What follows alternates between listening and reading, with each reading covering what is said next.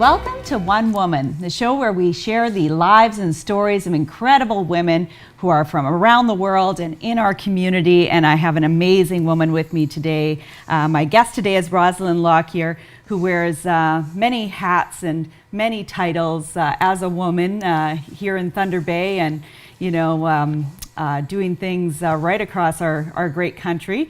So thank you for being on the show today, Rosalind. Oh, it's my pleasure to be here, Sharla. So let's talk about kind of early on in your life and growing up. You didn't start by living here in Thunder Bay. You grew up an East Coast girl. Yes, I grew up in Newfoundland. Wow. And came via Oshawa to Thunder Bay. Right. And tell me a little bit about growing up in Newfoundland and your life as a little girl there. Well, I had a full-time working mother, a very hard-working father. He had been in the Navy in the war, so he had lots of health challenges. So growing up, I did a lot of homework, housework, helping my mother and my 4 younger siblings, building houses with my father, going to church, Sunday school, and Girl Guides. That pretty well sums it up. Wow, wow. And so eventually you made your way here to Thunder Bay. So let's talk a little bit about that journey and what brought you here. Well, my husband was transferred here, so we had some choices about where to go, and certainly the big body of water, the lake, was really enticing to us. Also, being able to go to the bush as quickly as you can here and enjoy the nature and so on. So it was similar to my life in Newfoundland. So those were some of the reasons why we chose that. Right, right. And your time in Newfoundland, your career path was a teacher. Was that something that, did you always know you wanted to be a teacher when you were younger, or? I think we had a really wonderful premier who helped give scholarships to go to university, and you take certain things. And teaching appealed to me because I like to work with children. I love the culture in Newfoundland. It's about family, children, going to church, food, helping out, helping each other, and music and friends. Mm-hmm. Yes, absolutely. So then when you came to Thunder Bay, did you continue to be a teacher? In a lot of ways, I think you're still a teacher today. Yeah, we're always a teacher. Teacher, we're always mentor. Yes, yeah. Absolutely. Yeah. But you really went on a different career path. So let's talk about, once you came to Thunder Bay, kind of where your career went to.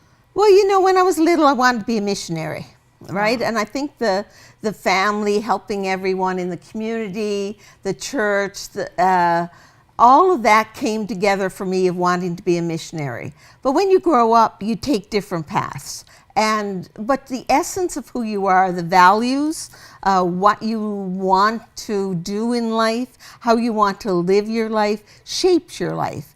And I came to Thunder Bay. And I went to university again in Thunder Bay. I had businesses in Thunder Bay. And as I was, doing my business, going to university, I saw all the challenges. And also I had young children growing up.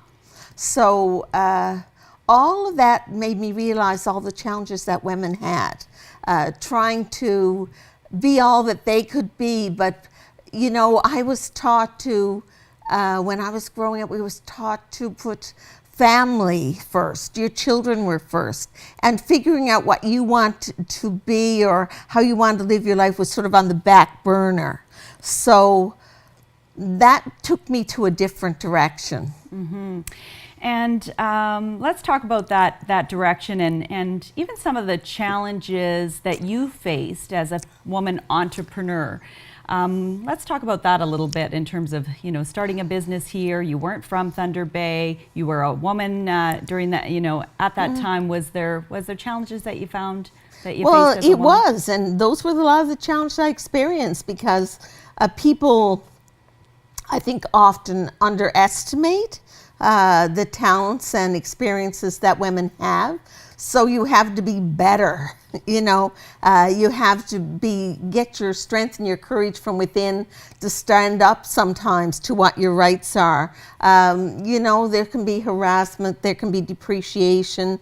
There's lots that can hold you back, but you have to have courage within to know what your values are, put them out first, and move along every day to do what you have to do. But oftentimes you push yourself too far. Right. And as a business person, trying to raise my kids, run my business, I did push myself too far. Right. And I became ill. Right.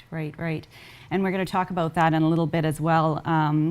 But I'm curious as to, you know, you're experiencing all these challenges, you see the challenges around you for women, and you actually decide that, you know, I see you as a trailblazer for women. You know, that's how I've always viewed you, Roz, as, you know, you've paved the way for women like me to be able to have a business and to be successful in business. So that brought you to creating, you know, Perrow Center for Women's Enterprise. So what made you so passionate about women and entrepreneurship that this is the direction you decided to take? Well, there's really good things about business, right? Business allows you, you know, you don't have a ceiling to break. You can step out every day and move forward the way that you choose to do that. It does take courage, it takes hard work, but the rewards are more.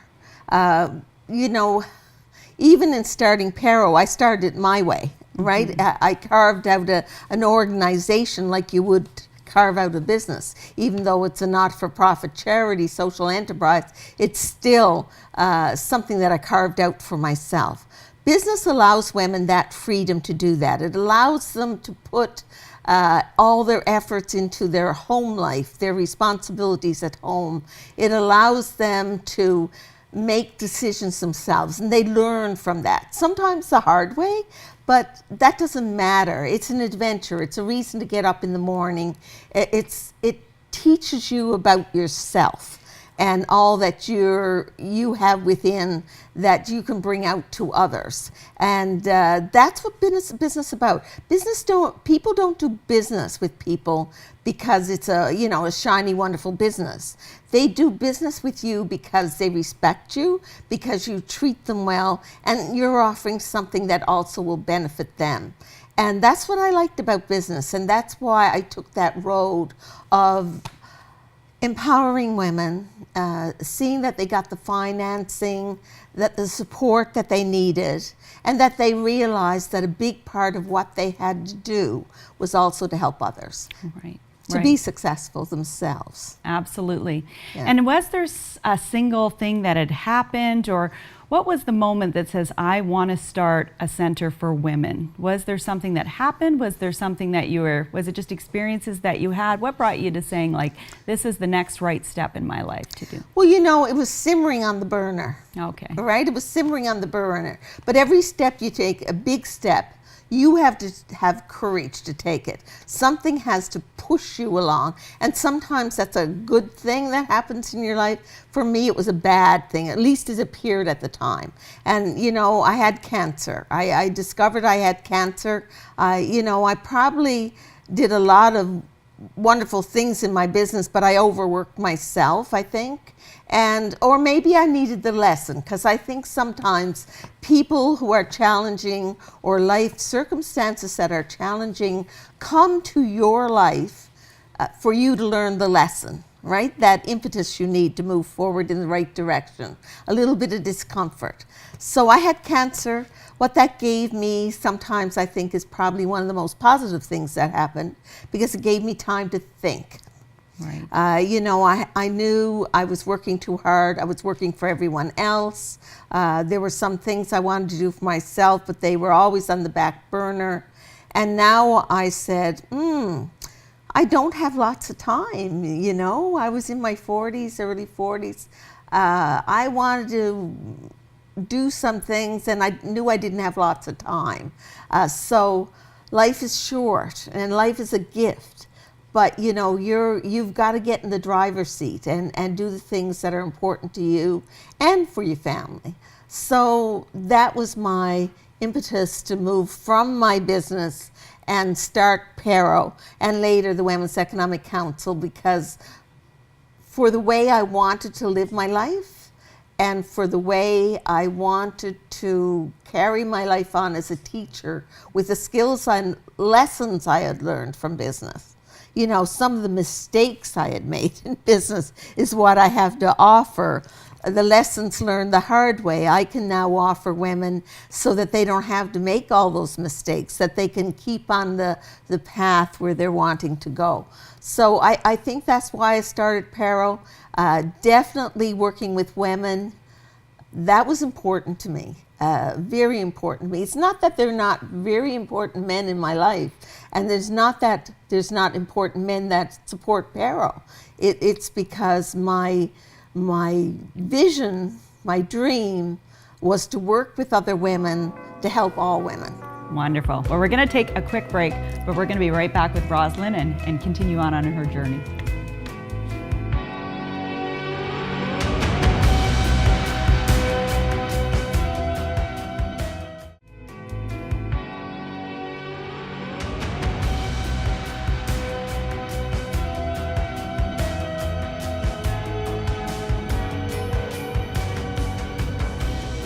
Welcome back to One Woman. I'm your host, Sharla Brown, and on today's show we've been talking with Rosalind Lockyer all about her incredible life, and we were talking about just how you've devoted so much of your life to helping women, and I know in my notes here, and we've talked before, that Perrow has certainly been one of the most adventurous things and one of the most bravest things you've probably done, with starting and helping literally thousands and thousands of women to take the path of entrepreneurship. And not just that, but to also, build confidence and so many things in their lives. So I'd love to talk a little bit more about Perrow and what the Perrow Center for Women's Enterprise is all built on, and what your passion and purpose for it to do for women. Well, I have to have lots of gratitude for what Perrow has brought to me. Yes. As Perrow Center for Women's Enterprise has helped lots of women, thousands of women. We work now from the Manitoba border to Arnprior, which is just outside of Ottawa, down to the Muskokas. We have 112 circles. I know you're a circle member. I have been for many, many years. We started in 1995. And the whole purpose of Perrow is to empower women, to provide them with the financing they need. Sometimes it comes from us, sometimes from other sources, but we help them get access, the various supports they need, figure out what it is that they need to support them to move along, make those connections. We got hundreds of partners across Northern Ontario. The CFDCs are important because they provide the loans. So Perrow is and I can say this because it's been written by the Ontario government in their impact policies for social enterprise. They've called us the strongest peer lending network in North America. I know we're the largest women's peer lending network in North America, 112 circles strong. So those, we in 92 communities across the north, there are Perrow peer lending circles, and those women do what is the essence of Perrow. They help each other. Mm-hmm. I think the toe-in sometimes is to get a grant and a loan, and that's really important. But I think the peer support, and I think you'll agree with this as a circle member, the peer support and mentoring that goes on in those circles is what's hugely important. And that's what we're putting out there. And in helping women, I think it has a ripple effect. In helping themselves, they help each other. The values of not only striving to help yourself, but working in your community and helping other women and their families, that ripples out, and those values ripple out, and that's the strength of Perrow, but it's the strength of the women, and it is why we're still here 23 years later. Absolutely. And getting stronger. Yeah, absolutely. And I think that was one of the biggest challenges for women too, in terms of just getting financing, that, you know, a bank wouldn't even consider you or look at you or those kind of things. So it made a way for women to start a business, like myself. You know, I started my first business with a Perrow pure lending loan, you know, which, you know, most banks would have never even thought twice about what I was doing or would have even cared. And the fact that I found an organization that cared about what I was doing, that looked at the value, and it didn't matter that it was, you know, a few $100s or $1,000 or whatever to start a business. It was the opportunity to fund a dream, right? And you were pretty young. Yeah, I was only 21 when I started. So that's the thing, is that somebody who is gives women a chance and an opportunity. And a lot of times you work with women who have social and economic challenges, is a lot of empowerment activities that help women to help themselves. It's really what it's all about. It's all about women helping themselves and helping others. I mean, that was my dream, and you know, it amazes you and gives you great joy and gratitude that when you see it happening, you know, when you see women like yourself who have accomplished so much, and so many other the Circle women who are doing things in their communities all across the North, and it spans out and ripples out, and they're doing good work in their communities. You can see some of the things that they do. A lot of the Circle members, they figure out in their own community, how can I help my community? How can I help the other women in business in my community? And that makes you feel great joy. Yeah. So, you know, getting up every morning and having challenges and figuring out a way to take that adventure, that challenge, and turn it into joy and a lesson learned is, you know, makes life worth living. And I think that's what Perrow offers, besides the money we've been able to help and, you know, the concrete support. It's been that embracing life and embracing life's challenges. Right, absolutely. So if there is a young woman who's out there, whether she's looking to start a business, or you've been involved in so many things, even helping women in politics, women in mining skills and trades, and encouraging women to live their dreams and their passion and purpose, you know, what kind of advice would you give young women in this world? Well, you know, we do this nationally as well, because I founded Perrow and I co-founded the Women's Economic Council, and it's really about trusting themselves and their own intuition. We can get a job, and it doesn't really matter what that job is. It's really about taking the time to know how you want to live your life every day, like every minute, every day, and also your big vision for your life. What is it you enjoy doing? What's the essence? When you get to your deathbed, you know, when you look back on your life, it's not going to be, you know, how much money I made. It's not going to be important. It's going to be, you know, what did I achieve in life? How did I live my life? Did I do the things I wanted to do? You don't want too many things listed on your bucket list that you didn't cross off. So you want to take time for yourself, trust your intuition, look to your values, and then challenge all the courage you have within you to do it, and to take one step at a time and walk in that direction, and look for the signposts along the road, right? Like you say, bad things happen. Maybe you're on the wrong path. Maybe you veered this way. So move over a little bit, and, you know, and then the signposts will come to you that you're on the right way. And if you're open to that, you will see that, and that will keep you true to what you want to achieve and your values. And never underestimate the importance. It's not because you're a selfish person that you do what you want to achieve in life. I think when people really want to achieve something in life, it is about helping others and doing good in their community. Absolutely. Well, that's really great advice for any woman, young or old, because, you know, it doesn't matter. You know, it doesn't matter what age. Like, sometimes I look at you, Roz, and I just think, like, is there such thing as slowing down? You know, like, that's the thing, is every time I look, Perrow continues to grow and does more and more incredible things, and so that's wonderful. We're going to take another quick break before we go into this next question, but we're going to be right back with Rosalind and talk more about her incredible journey.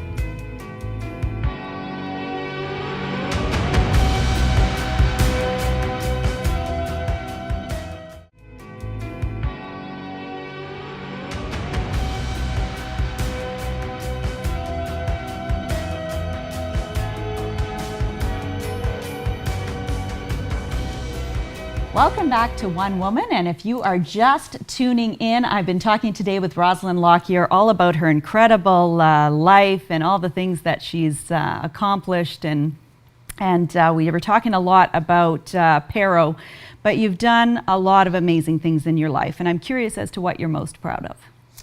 I would say that answer is easy for me.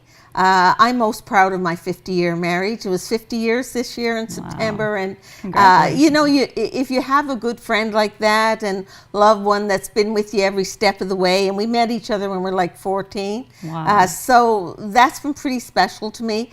It's also given me my greatest gifts, which are my son John and my daughter Tanya, and my 4 beautiful grandchildren. So they've been really, really important to me. I mean, frankly, I worship the ground that they walk on every day. You know, my grandchildren give me great joy. You know, we talked about me having cancer, and you know, how that became a positive thing, because you know, one of the things I lived for was to see my grandchildren. And you know, we talked about family and friends and music and my culture in Newfoundland, and you know, they're carrying that on here in Thunder Bay. My 2 youngest grandboys, they call themselves the Lockyer boys. They sing, and they sing in their community. They're going to sing at the Nova Awards this weekend. They sang at Redwood Church 3 days in a row. They go skiing out at Loch Lomond, and they'll sing at the chalet out there, and you know, it's just joy. So yeah, that's what I'm most proud of.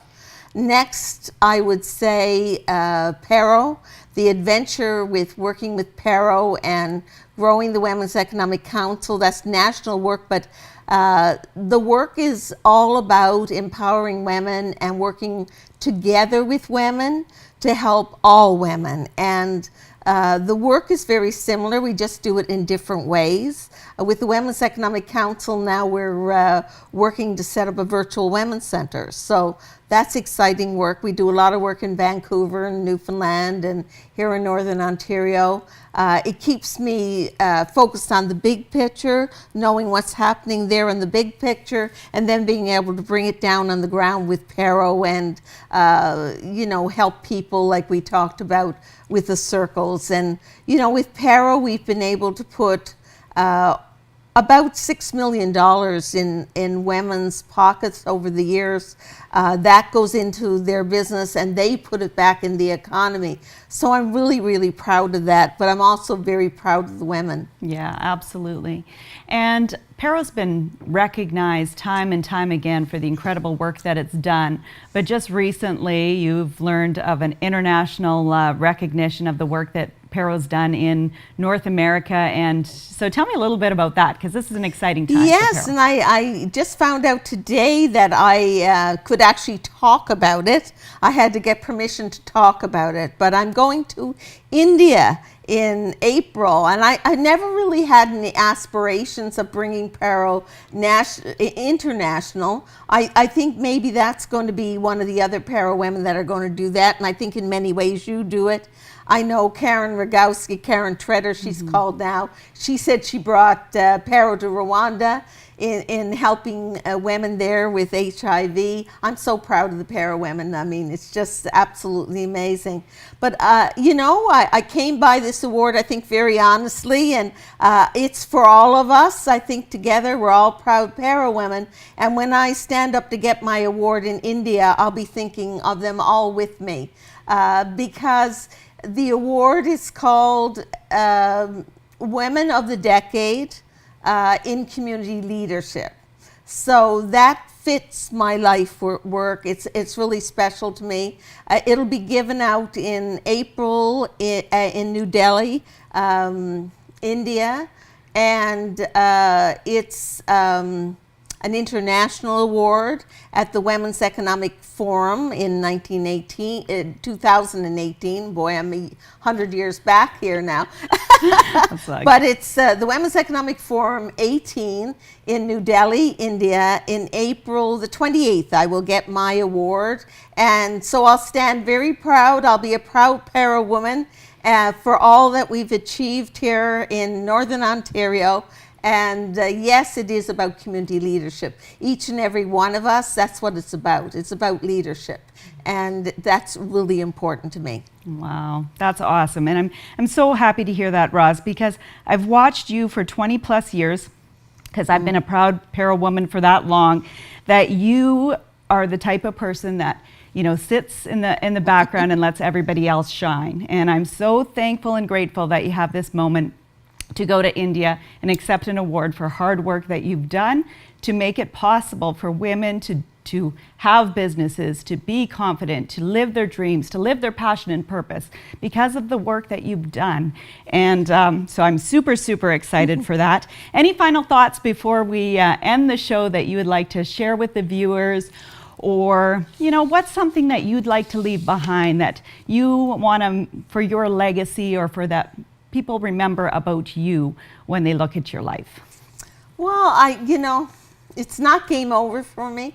I think, you know, I look at Rebecca Johnson, Lavina Collins, those women have been important in my life, and Melanie Kahn out in BC and so on. And all of us are at that stage in life where people might say to them, well, you know, it's soon going to be game over. But I think while you're breathing and you have energy, you have a responsibility to your community and to everyone else to say, no, not game over. I still have some things I want to do. I'm going to live every moment till the end, and I'm going to enjoy every moment. And I want, I want to be remembered that way, so that women won't, you know, so okay, your partner, your spouse, they retire, doesn't mean you've got to give up. So you had challenges, doesn't mean you have to give up.